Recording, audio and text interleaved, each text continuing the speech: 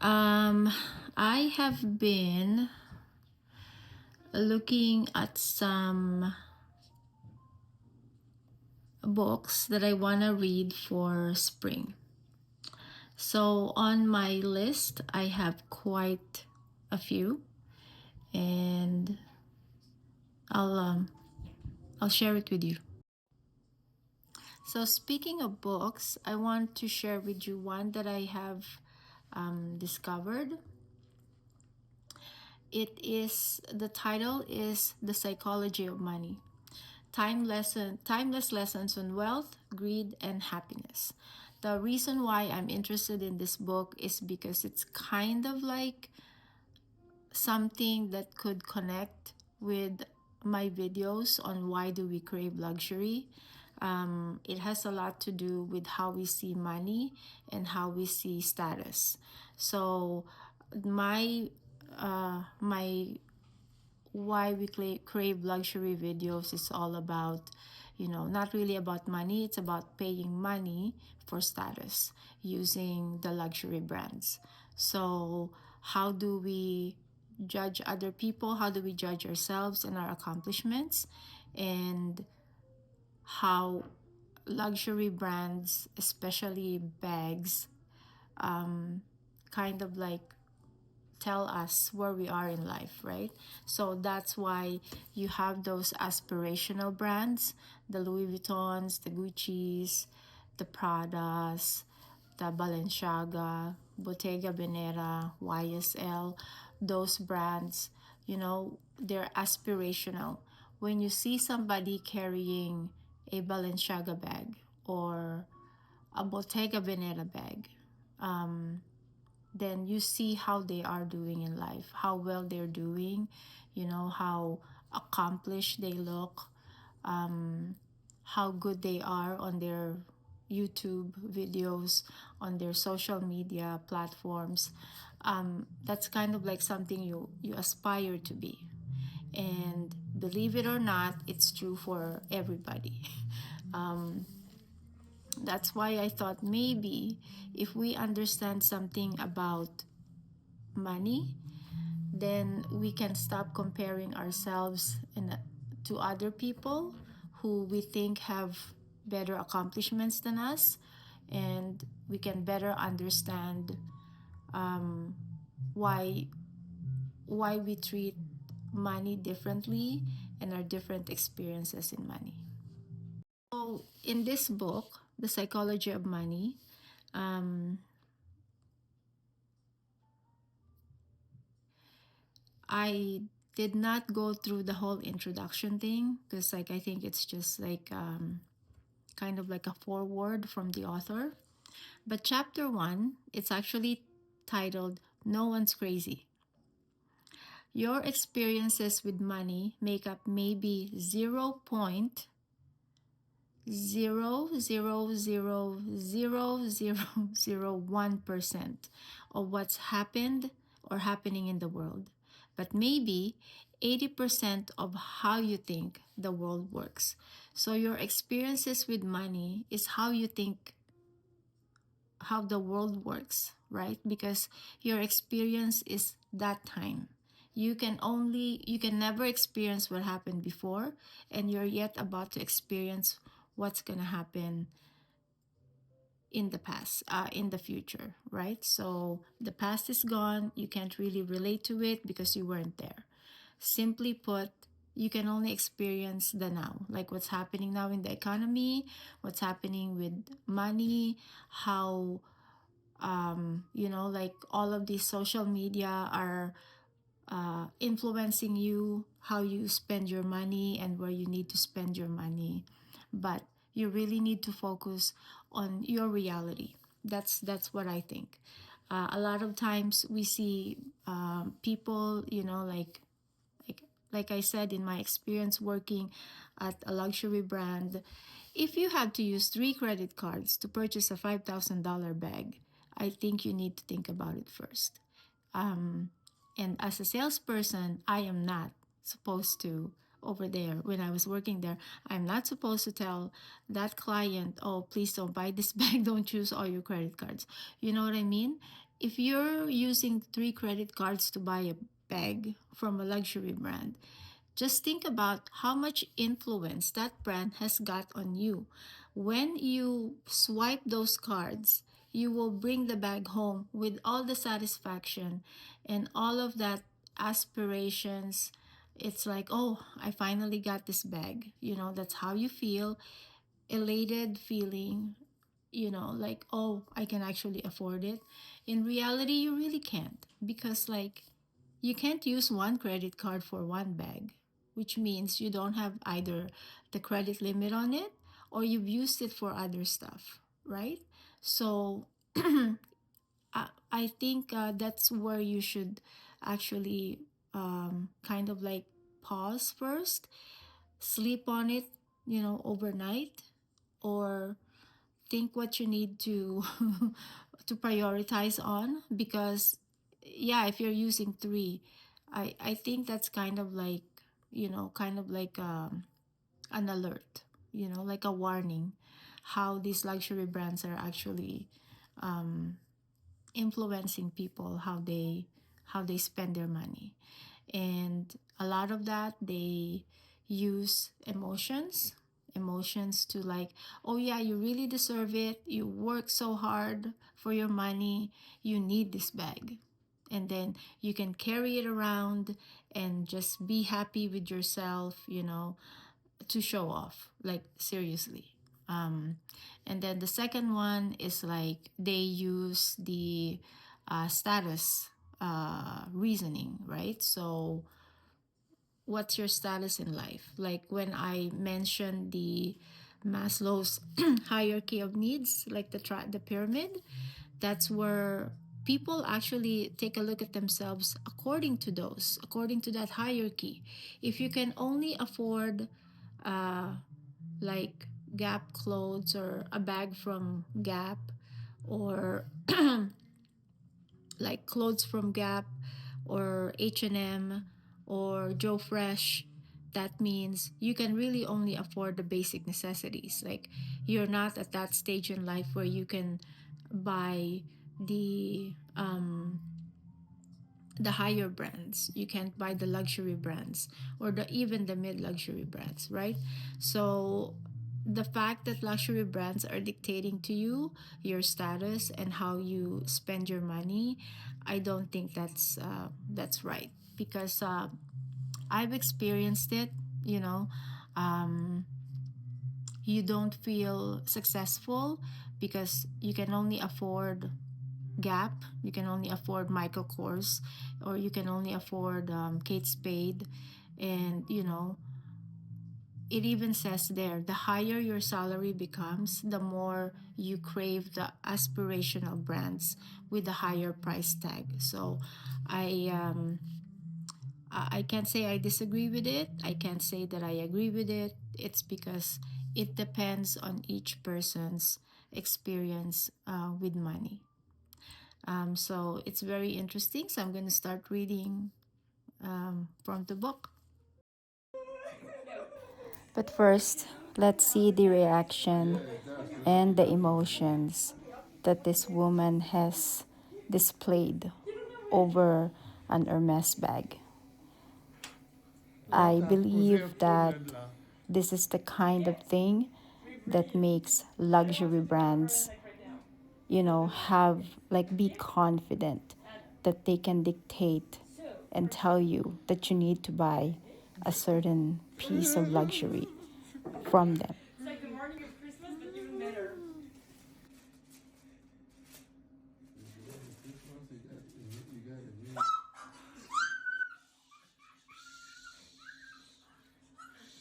So the author starts by saying, let me tell you about a problem. It might make you feel better about what you do with your money and less judgmental about what other people do with theirs. People do some crazy things with money, but no one is crazy. Here's the thing: people from different generations, raised by different parents, who earned different incomes and held different values in life, in different parts of the world, born into different economies, experiencing different job markets with different incentives and different degrees of luck, learn very different lessons. Everyone has their own unique experience with how the world works, and what you've experienced is more compelling than what you learn secondhand. So, all of us, you, me, and everyone, go through life anchored to a set of views about how money works that vary wildly from person to person. What seems crazy to you might make sense to me. The person who grew up in poverty thinks about risk and reward in ways that the child of a wealthy banker cannot fathom if he tried. The person who grew up with inflation was high experienced, something the person who grew up with stable prices never had to. The stockbroker who lost everything during the Great Depression experienced something the tech worker, basking in the glory of the late 1990s, can't imagine. The Australian who hasn't seen a recession in 30 years has experienced something no American ever has. On and on, the list of experiences is endless. You know stuff about money that I don't, and I know stuff about money that you don't. You go through life with different beliefs, goals, and forecasts than I do. That's not because one of us is smarter than the other or has better information. It's because we've had different lives shaped by different and equally persuasive experiences. Your personal experiences with money make up maybe 0.801% of what's happened in the world, but maybe 80% of how you think the world works. So, equally smart people can disagree about how and why recessions happen, how you should invest your money, what you should prioritize, how much risk you should take, and so on. So, the author talks about Frederick Lewis Allen's book, just a quote from it. In his book on 1930s America, the author, Allen, wrote that Great Depression marked millions of Americans inwardly for the rest of their lives. But there was a range of experiences.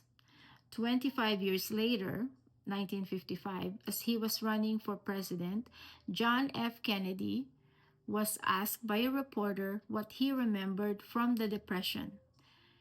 He remarked something very honest. I have no first-hand knowledge of the Depression, according to JFK. My family had one of the greatest fortunes of the world, and it was worth more than ever then. We had bigger houses, more servants, we traveled more. About the only thing that I saw directly was when my father hired some extra gardeners just to give them a job so they could eat. I really did not learn about the Depression until I read about it at Harvard. So I think that was a very honest, answer from JFK, because he is correct. How can he remember depression or whatever experiences it is during the depression when he wasn't of age or he wasn't even born yet, correct? So I think we shouldn't really base our experiences and how we spend our money or how we look at money based on our parents and based on our great grandparents, because they've had very many experiences that are so different from our experiences now. Like, just take a look at like technology. They didn't have cell phones. um, they did not have computers to make everything easy for them. They had no access. They didn't have Google Like right now, I can just Google a book. I can download it and I can read it from my laptop or my iPad or my phone even. So like just take a look at those things, and you will appreciate how they were with money, and then you could probably learn secondhand from that, and maybe pick the things that you can apply to your personal life, to your life right now, your financial life, like how you spend your money day to day. So with JFK's reply to the reporter, it was a major point in the 1960s election. How people thought, could someone with no understanding of the biggest economic story of the last generation be put in charge of a country's economy? It was in many ways overcome only by JFK's experience in World War II. That was the other most widespread emotional experience of the previous generation, and something his primary opponent, who was Hubert Humphrey, didn't have. The challenge for us is that no amount of studying or open mindedness can genuinely recreate the power of fear and uncertainty, which was pretty much the experience of people during the Depression. I can read about what it was like to lose everything during the Great Depression, but I don't have the emotional scars of those who actually experienced it. And the person who lived through it can't fathom why someone like me could come across as complacent about things like owning stocks. We see the world through a different lens. Spreadsheets can model the historic frequency of big stock market declines, but they can't model the feeling of coming home, looking at your kids, and wondering if you've made a mistake that will impact their lives. Studying history makes you feel like you understand something, but until you've lived through it and personally felt its consequences, you may not understand it enough to change your behavior. We all think we know how the world works, but we've all only experienced a tiny sliver of it. As investor Michael Batnick says, some lessons have to be experienced before they can be understood. We are all victims in different ways to that truth. Some lessons have to be experienced before they can be understood. So now there's this part of that chapter 1 where it talks about November 2009. America's nationwide unemployment in November 2009 was around 10%, but the unemployment rate for African American males aged 16 to 19 without a high school diploma was 49%. For Caucasian females over age 85 with a college degree, it was 4% unemployment. Local stock markets in Germany and Japan were wiped out during World War II. Entire regions were bombed out. At the end of the war, German farms only produced enough food to provide the country's citizens with 1,000 calories a day. Compare that to the US, where the stock market more than doubled from 1941 through the end of 1945, and the economy was the strongest it had been in almost 2 decades. No one should expect members of these different groups to go through the rest of their lives thinking the same thing about inflation, or the stock market, or unemployment, or money in general. No one should expect them to respond to financial information the same way. No one should assume they are influenced by the same incentives. No one should expect them to trust the same sources of advice. No one should expect them to agree on what matters, what's worth it, what's likely to happen next, and what the best path forward is. Their view of money was formed in different worlds. And when that's the case, a view about money that one group of people thinks is outrageous can make perfect sense to another group. A few years ago, the New York Times did a story on the working conditions of Foxconn, the massive Taiwanese electronics manufacturer. The conditions are often atrocious. Readers were rightly upset, but a fascinating response to the story came from the nephew of a Chinese worker who wrote in the comment section.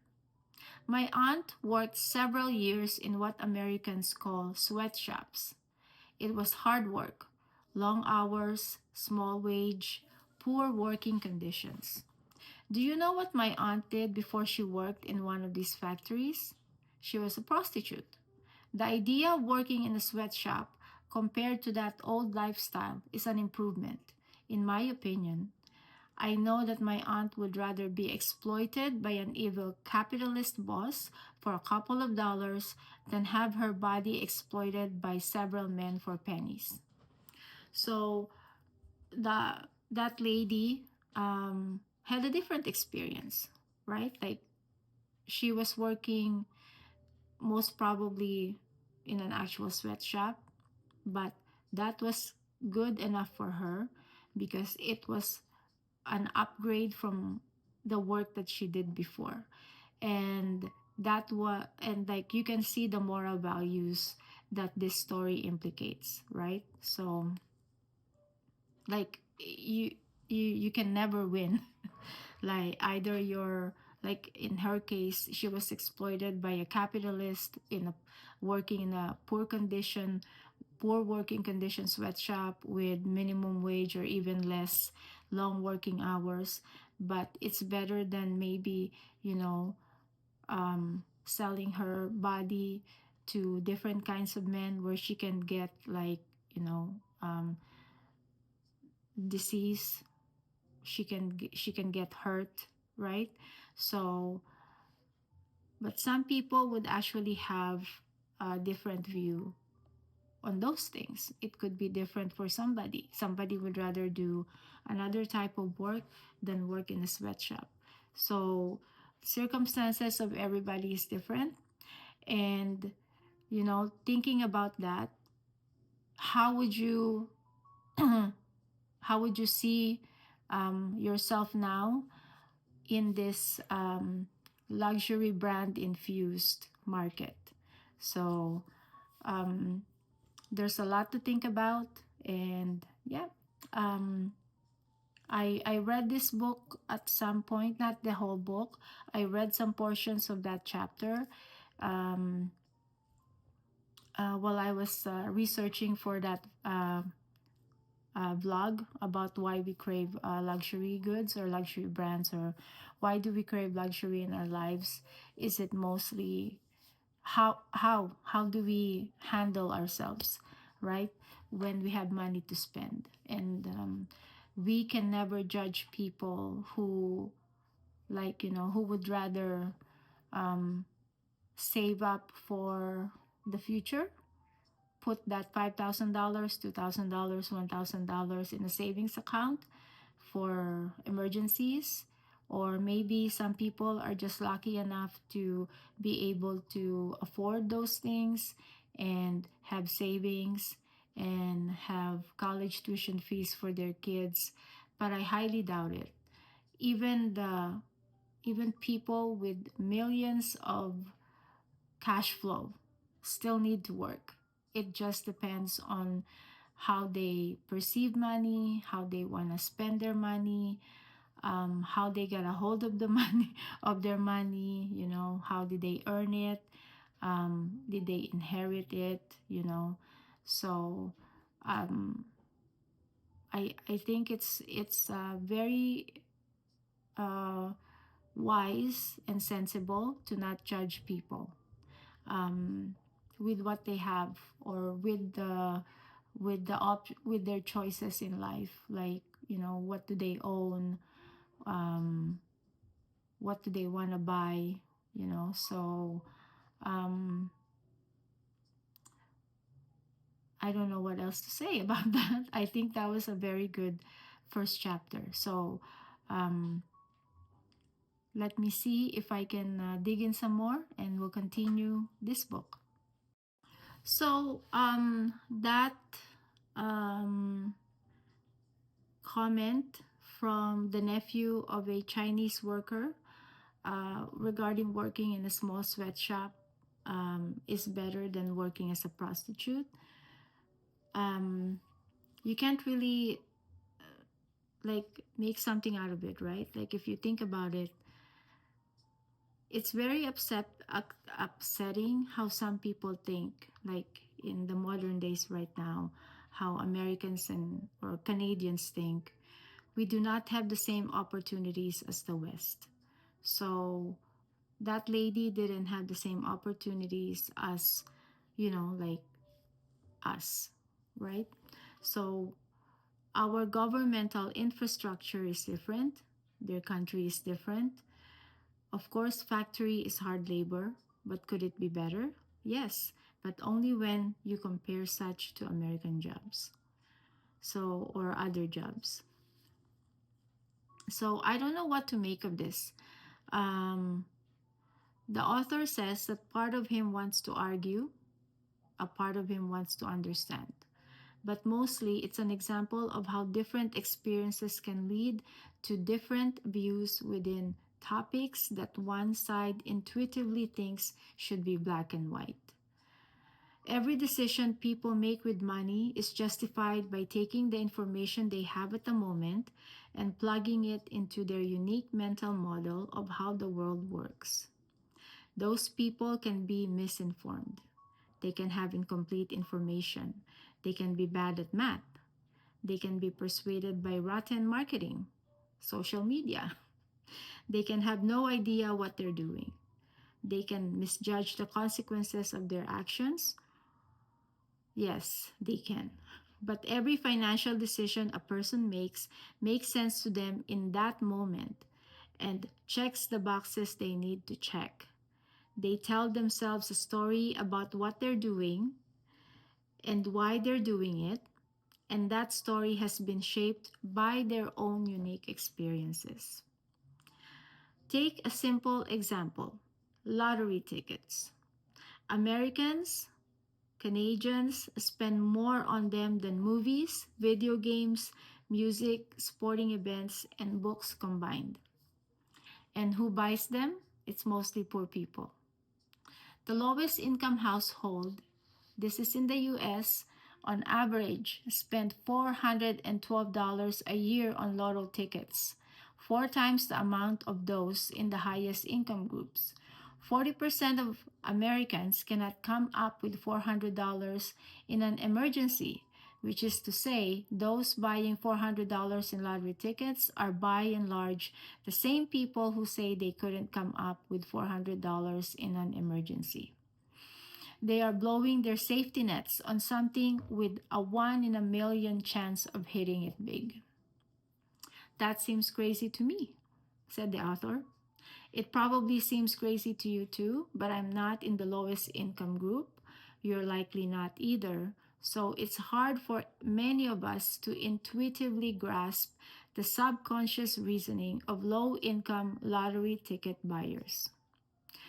But strain a little, and you can imagine it going something like this. We live paycheck to paycheck, and saving seems out of reach. Our prospects for much higher wages seem out of reach. We can't afford nice vacations, new cars, health insurance, or homes in safe neighborhoods. We can't put our kids through college without crippling debt. Much of the stuff you people who read finance books either have now or have a good chance of getting, we don't. Buying a lottery ticket is the only time in our lives we can hold a tangible dream of getting the good stuff that you already have and take for granted. We are paying for a dream, and you may not understand that because you're already living a dream. That's why we buy more lottery tickets than you do. So that was a hypothetical answer from a person, like a low income lottery ticket buyer. That's a hypothetical response. But I 100% think that that is true. So you don't have to agree with this reasoning, said the author. Buying lotto tickets when you're broke is still a bad idea. But I can kind of understand why lotto ticket sales persist. And that idea, what you're doing seems crazy, but I kind of understand why you're doing it, uncovers the root of many of our financial decisions. Few people make financial decisions purely with a spreadsheet. They make them at the dinner table or in a company meeting. Places where personal history, your own unique view of the world, ego, pride, marketing, and odd incentives are scrambled together into a narrative that works for you. So, how does your personal history, your unique view of the world, your ego, your pride, marketing, and odd incentives put together and give you a narrative that works for you? What is your narrative when it comes to money? You have to take in consideration your personal history, how you see the world, how you perceive things, what's your outlook in life, what are your moral values, and your ego, your pride, the marketing that's everywhere around you on social media, on TV, on the radio, even on magazines. It's full of like advertising from luxury brands and odd incentives. What's your odd incentive? I think odd incentives would be, what is it that that kind of like motivates you to make more money or to buy the lottery ticket? What's that odd incentive? Do you wanna, like, when you win the lottery, or if you win the lottery, do you plan on, like, you know buying acres of land and building schools for uh in a poor country or in a third world country, right? So those are your incentives, and you scramble them together, and there's your narrative. You put them together, write them down. That's your narrative when it comes to money. The author also says that another important point that helps explain why money decisions are so difficult and why there is so much misbehavior is to recognize how new this topic is. Money has been around a long time, yes. King Alyattes of Lydia, now part of Turkey, is thought to have created the first official currency in 600 BC. But the modern foundation of money decisions, saving and investing, is based around concepts that are practically just babies. So take retirement. At the end of 2018, this was 7 years ago, there was a $27 trillion in US retirement accounts. $27 trillion, making it the main driver of the common investor's saving and investing decisions. But the entire concept of being entitled to retirement is at most 2 generations old. Before World War II, most of them worked until they died. That was the expectation and the reality. The labor force participation rate of men age 65 and over was about 50% until the 1940s. Social Security aimed to change this, but its initial benefits were nothing close to proper pension. So I'm not going to talk about the US pension or whatever they have in their retirement, incentives for people, but we know that the US is kind of like more on the private side, like, they have private sectors providing these, and I haven't really studied the structure of that in that government, so I'm not going to elaborate on that in this book.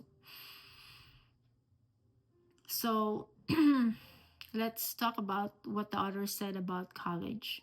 The share of Americans over age 25 with a bachelor's degree has gone from less than 1 in 20 in 1940 to 1 in 4 by 2015. So there are more college degree holders.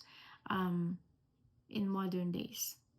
The average college tuition over that time rose more than fourfold, adjusted by inflation. Something so big and so important hitting society so fast explains why so many people have made poor decisions with student loans over the last 20 years. There is not decades of accumulated experience to even attempt to learn from. They're just winging it. So, for example, again, there's another relatable example. Dogs were domesticated 10,000 years ago and still retain some behaviors of their wild ancestors. Yet, we are with between 20 and 50 years of experience in the modern financial system, hoping to be perfectly acclimated. For a topic that is so influenced by emotion versus fact, this is a problem. And it helps explain why we don't always do what we're supposed to do with money. We all do crazy stuff with money because we're all relatively new to this game. And what looks crazy to you might make sense to me. But no one is crazy. We all make decisions based on our own unique experiences that seem to make sense to us in any given moment. Okay, so that was chapter one of the book Psychology of Money. The author is Morgan Housel. So I really find this very interesting because, like at my age, I've learned so much, but what I learned and my experiences will always be different from the next, like from the next person, right? I can't, when you talk to me about money or financial status, financial gain, or your financial uh, difficulties or your financial experiences, I can only listen and I can only, maybe learn from what you share with me, but I can never judge it. I can never say or compare myself to your experience. And that's where the frustration comes, right? When friends talk about it, when husband and wife talk about it, even if your husband and you agree on a lot of things about money, his experience is still different from your experience as a wife or vice versa, right? So depending on who's listening. Yeah, so my husband's experience with money will always be different than my experience with money. um, I think what you experience as a child growing up in a household will always trickle down to how you treat money with your kids.